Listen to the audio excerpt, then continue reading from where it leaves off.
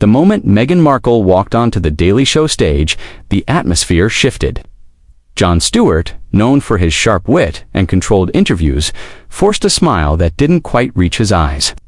Meghan returned the gesture with the poise of a seasoned royal if no longer officially won.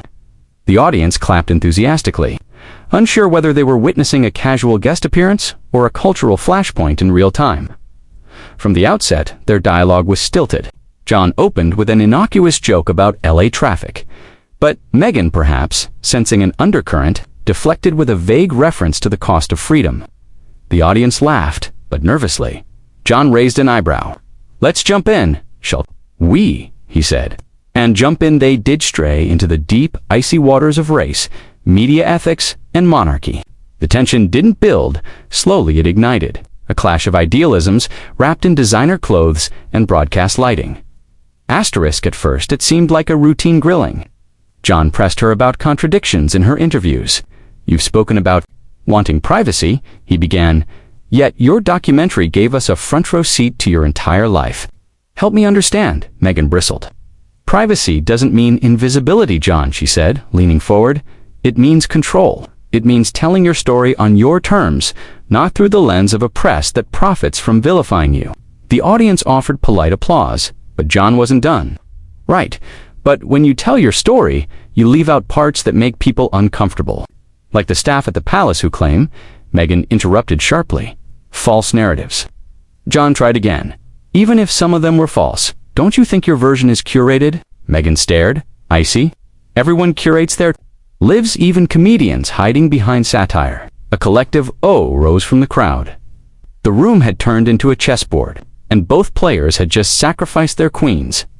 Asterisk by the third segment, Meghan's composure was beginning to crack. Jon's persistent questioning became increasingly pointed. "When you joined the royal family, did you truly expect it to be a feminist safe haven? Or did you think you'd be able to change a 1,200-year-old institution overnight?" Meghan didn't blink. "I thought I was marrying a man, not a monarchy," she replied, lips pressed into a line. "But I learned very quickly that my presence challenged more than tradition, it threatened power." Jon leaned back, rubbing his temples. "Sure. But don't you think your constant framing as a victim weakens your credibility?" Meghan's voice lowered. "Careful, Jon. That language is why people stay silent." The room went cold. Jon sighed.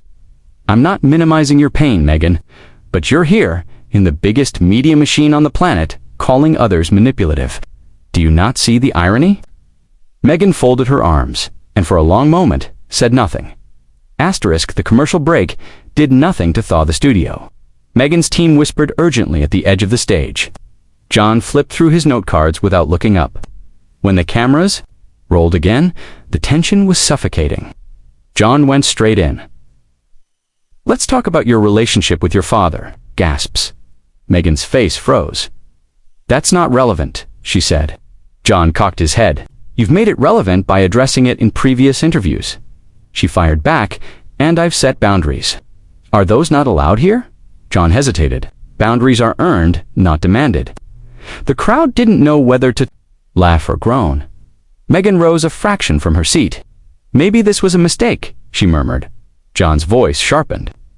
"Maybe expecting immunity from difficult questions was—" Then it happened. Meghan stood fully, tugging off her mic. "Then I'm done."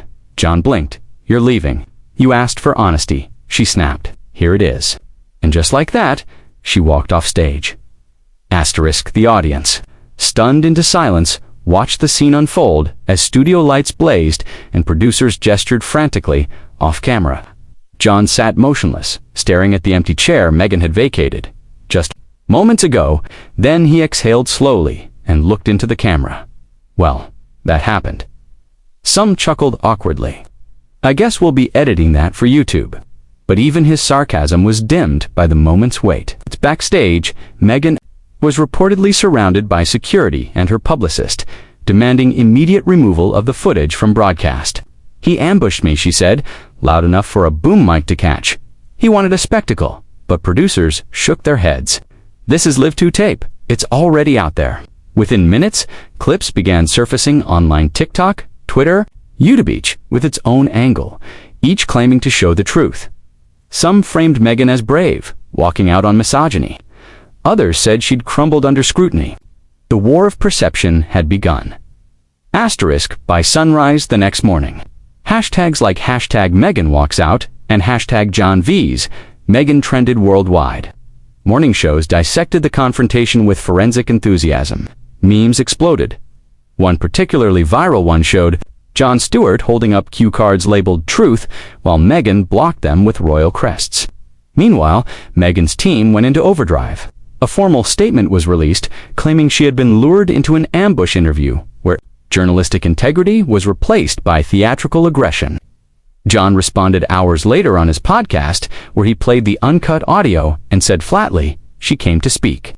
I came to ask questions. That's what interviews are." Journalists quickly picked sides. Some accused Jon of bullying.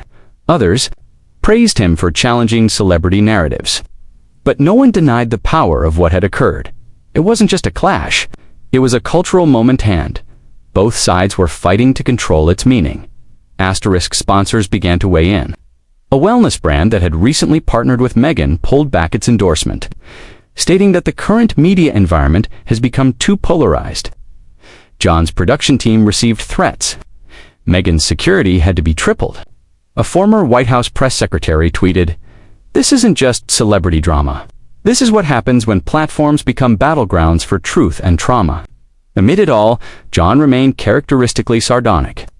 "The royal family never kicked her out," he joked on air, "but I guess I did." Meghan, however, didn't laugh. She went silent, refusing further interviews. Her next appearance was a solemn Instagram story quoting Maya Angelou. Critics called it melodramatic. Supporters called it healing. The divide deepened, and somewhere in the middle, millions of viewers watched and rewatched that moment frame by frame, gesture by gesture, trying to decide who had truly lost control. Asterisk, the Daily Show staff, meanwhile, was divided behind the scenes. Some applauded Jon's handling of the situation, claiming he'd exposed media hypocrisy. Others said he'd crossed the line, blindsiding a guest who came in good faith. One intern reportedly cried after the taping. "It felt like a car crash," she told colleagues. Ratings, however, told a different story. The episode shattered viewership records. Advertisers fought to buy post-episode slots. A leaked email from the network president congratulated Jon for injecting urgency and relevance into the show. But Jon himself seemed less enthused. "That's not what I came back for," he said quietly during a production meeting. He'd long prided himself on attacking systems, not individuals. But this time the system had a face, and her exit had become a symbol of conflict, of pride, of silence, of rage. Asterisk Hollywood began reacting. Celebrities posted cryptic messages on social media, clearly referencing the event. Oprah, without naming names, wrote, "When truth isn't convenient, people call it aggression." Comedians divided into camps, some joked, others condemned. One stand-up monologue went viral for mocking both sides. So Jon Stewart kicked Meghan Markle off his show. That's like PBS airing a UFC fight. The punchline landed because it felt accurate. This wasn't just drama, it was spectacle. It was bloodsport, and neither Jon nor Meghan could control it now. Rumors swirled of Meghan seeking legal counsel over the broadcast. Others speculated she would produce a to-law follow-up to her Netflix series. And through it all, one truth remained. No interview would ever be just an interview again. Not when culture, history, and pain were all sitting in the same chair. Asterisk, months later, the event was still being referenced. College courses on media literacy analyzed the footage. Podcasts continued to unearth behind-the-scenes whispers. Meghan re-emerged, confident, poised, but visibly different. She referred to that night only obliquely, calling it a moment where dignity had to walk away. Jon, for his part, remained unapologetic. "We need truth, not pageantry," he declared in an anniversary special. But when asked privately by a journalist if he'd invite her back, he paused. "No," he finally said. "Not because I wouldn't talk to her, but because I already did, and she didn't want to have that conversation."